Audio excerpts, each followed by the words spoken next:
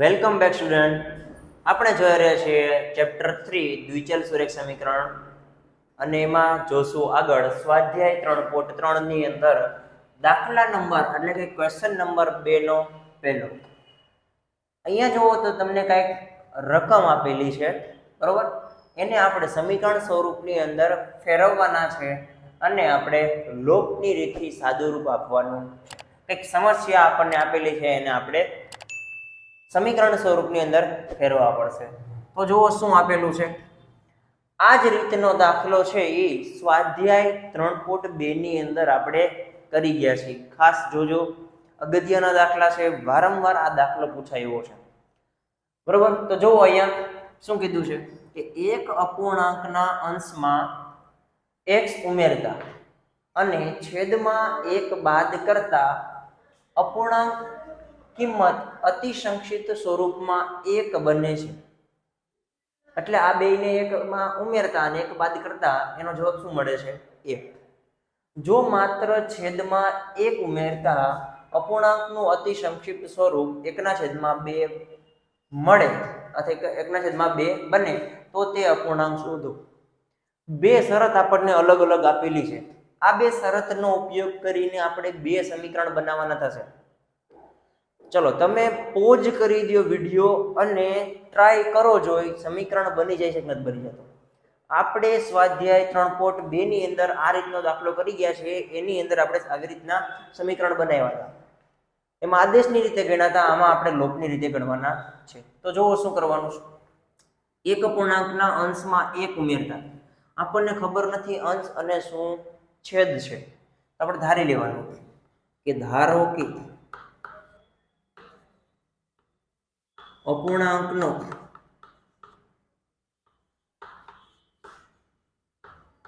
અંશ x અને છેદ y છે. તો આપણને અપૂર્ણાંક શું મળી ગયો? x ના છેદમાં y. હવે પહેલી શરત આપણને શું કીધી છે કે અંશમાં 1 ઉમેરતા અને છેદમાં 1 બાદ કરતા.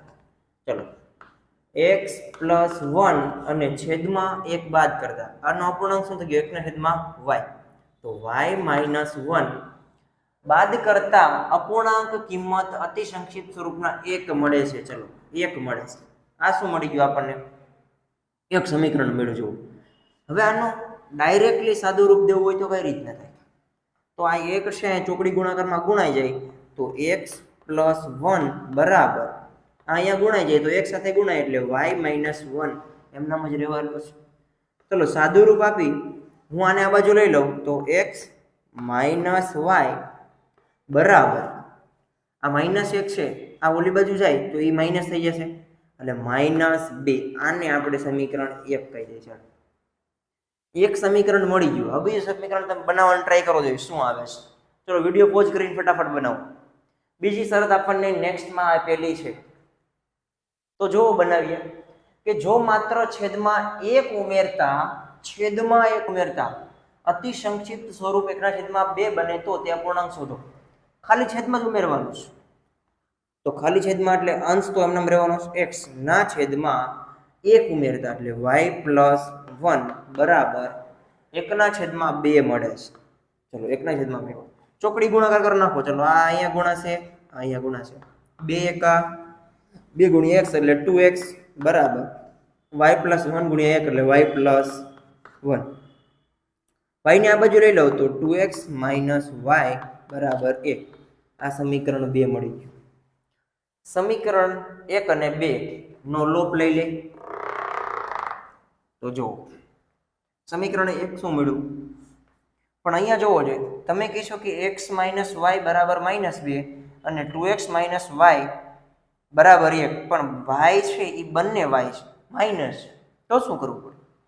કોઈ પણ એક સમીકરણની નિશાની છે આપણે ફેરવી દેવાની. ચલો, તો સમીકરણ 1 અને સમીકરણ 2 નો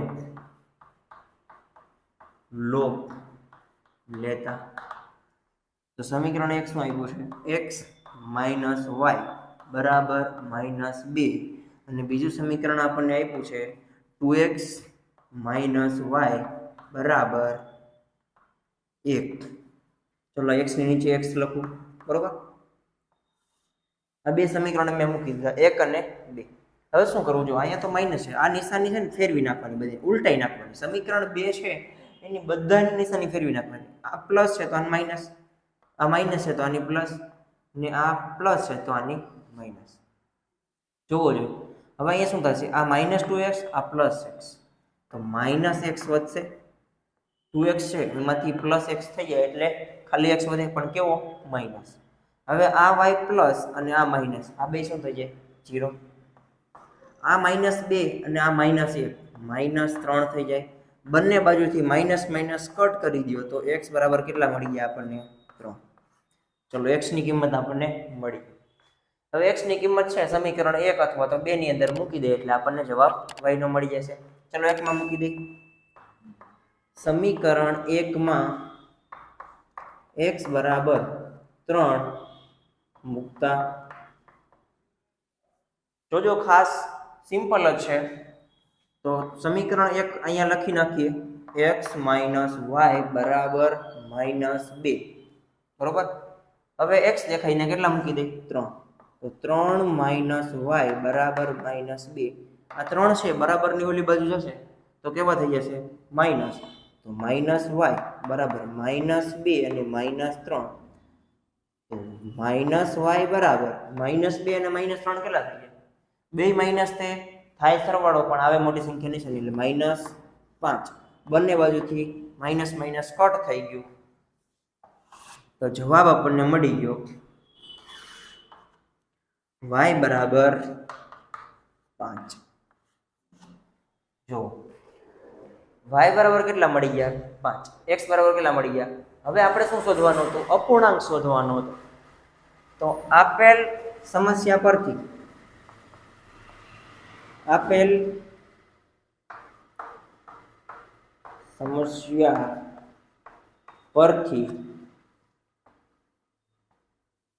અપૂર્ણાંક,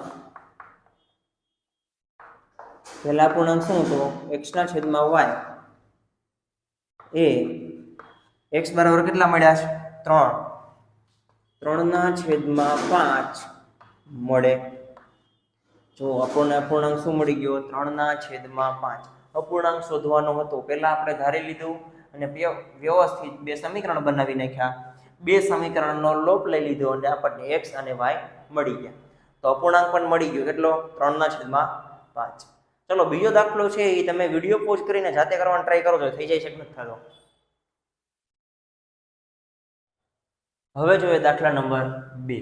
દાખલા નંબર 2 ની અંદર શું કીધું જોવો જોઈએ. 5 વર્ષ પહેલા નૂરીની ઉંમર અને સોનુની ઉંમરથી 3 ગણી હતી. 10 વર્ષ પછી નૂરીની ઉંમર સોનુની ઉંમરથી 2 ગણી થશે તો નૂરી અને સોનુની વર્તમાન ઉંમર કેટલી થશે? નૂરી અને સોનુની ઉંમર આપણે વર્તમાનની શોધવાની છે. બે અલગ અલગ આપણને શરત આપેલી છે. તો શું શરત આપેલી જોવો જોઈએ ખાસ. તો 5 વર્ષ પહેલા કીધું છે. શું કીધું છે? હવે આપણને ખબર છે નહીં કે નૂરીની ઉંમર કેટલી છે અને સોનુની ઉંમર કેટલી છે. તો ધારવું પડશે. ધારો કે નૂરીની વર્તમાનની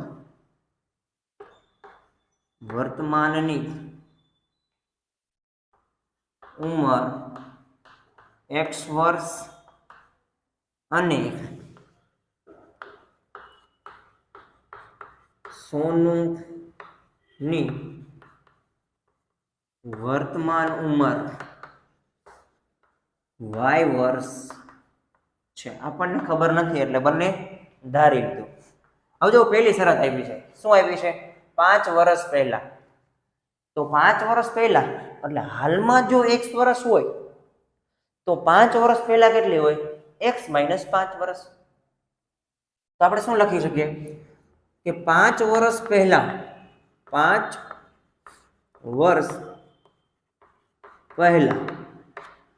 નૂરીની ઉંમર કેટલી થાય? x - 5 વર્ષ અને સોનુની ઉંમર y -5 વર્ષ થશે. હવે એક કન્ડિશન આપી છે કે 5 સોનુની ઉંમર 3 ગણી છે.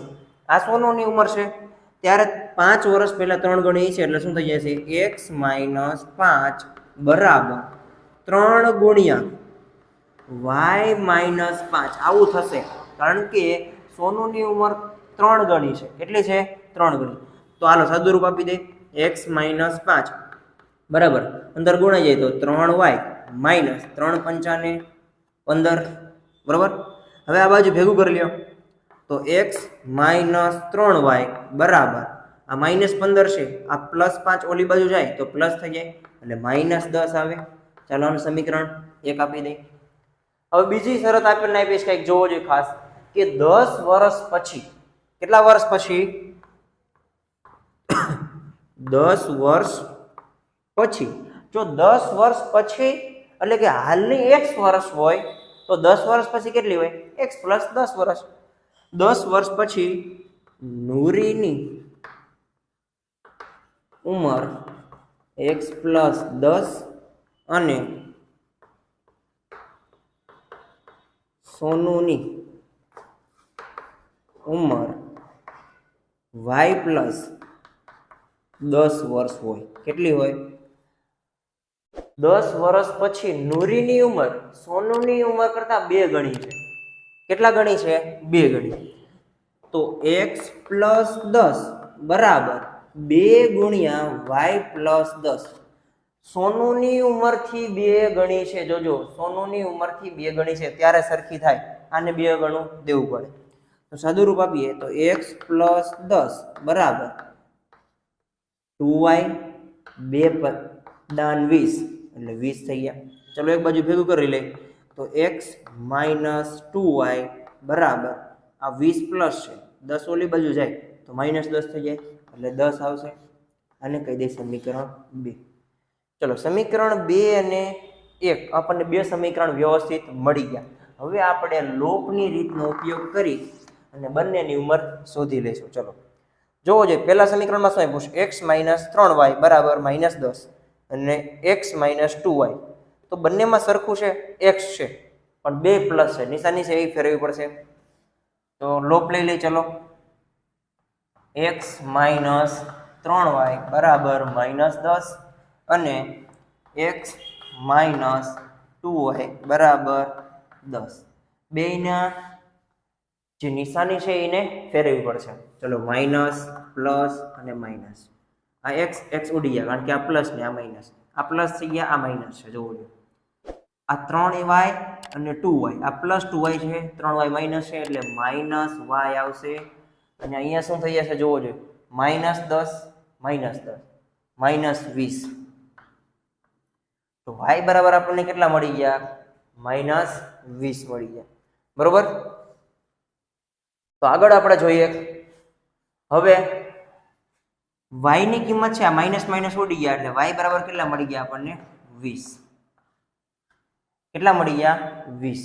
હવે આપણે y ની કિંમત છે એ સમીકરણ 1 ની અંદર મૂકી દઈએ. ચલો સમીકરણ 1 માં y બરાબર 20 મૂકતા ચલો સમીકરણ શું આપ્યું છે તો x - 3y બરાબર -10. ચલો કિંમત મૂકી દે. y બરાબર કેટલા મળ્યા 20 x - 3 y ની જગ્યાએ 20 બરાબર -10. સાદું રૂપ આપીએ તો x - 20 તેરી ને 60 બરાબર -10. આ -60 છે એ બરાબર ની ઓલી બાજુ તો કેવો થઈ જાય પ્લસ. તો x બરાબર આ પ્લસ થઈ જાય એટલે 60 પહેલા લખું -10. તો x બરાબર 60 માંથી 10 જાય તો કેટલા વધશે 50. તો x બરાબર આપણને મળી ગયા 50. તો x બરાબર આપણે શું થઈ રહ્યું હતું જોવો જોઈએ નૂરની વર્તમાન ઉંમર. વર્તમાનની ઉંમર આપણે x થઈ હતી x મળી ગયો તો લખી શકાય કે આથી નૂરીની વર્તમાન ઉંમર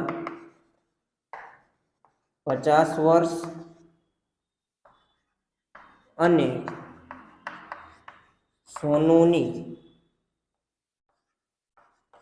વર્તમાન ઉંમર 20 વર્ષ હશે. કેટલો ઈઝી દાખલો, તો સ્ટેપ બાય સ્ટેપ ચાલો એટલે તમને વ્યવસ્થિત જવાબ મળી જાય. નૂરની ઉંમર છે એ હાલની 50 વર્ષ હશે અને સોનુની ઉંમર છે એ 20 વર્ષ હશે. આગળનો દાખલો, દાખલા નંબર ક્વેશ્ચન નંબર 2 નો ત્રીજો છે એ આગળના વિડીયોની અંદર જોશો.